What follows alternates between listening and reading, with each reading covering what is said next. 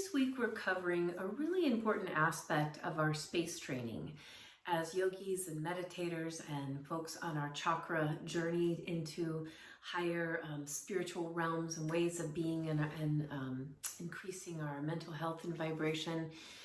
We want to increase that space so that we can have time between life happening and feeling like we're constantly in a reaction or a victim to choosing how we want to show up. So this week is the second part of Viktor Frankl's quote, between stimulus and response, there's a space.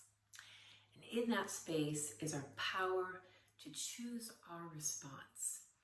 And as we think about our power to choose in any situation, so it can be something big in our life like choosing a job, but it can also be in how we choose to show up for that job or for a relationship.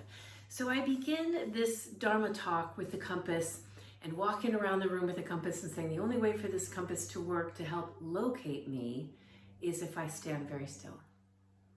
And if I stop walking and if I hold my, as we say, our true north internally is here. And so I can hold myself still enough to really listen to that internal voice. But then the next part of being on this journey of life and being able to create space by pausing and locating ourselves is two things for me. One can be, okay, where do you want to go?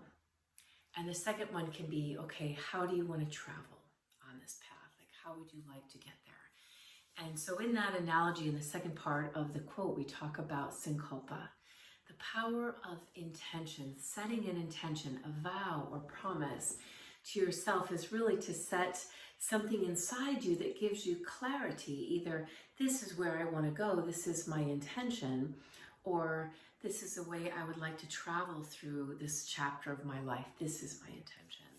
And we use examples that are big. The example I gave everyone was a beautiful moment for me at Chapman University when I was sharing the Golden Journey book with the students, and they were giving me some feedback and just having a moment of clarity where it's like, despite all the challenges that might have brought me to this point in my vocation, in my career, and my spiritual journey, I had a moment of the epiphany we talked about, or chase the deer and end up everywhere, where I felt this is exactly where I'm supposed to be and exactly what I'm supposed to be doing. And I was filled with gratitude and happiness.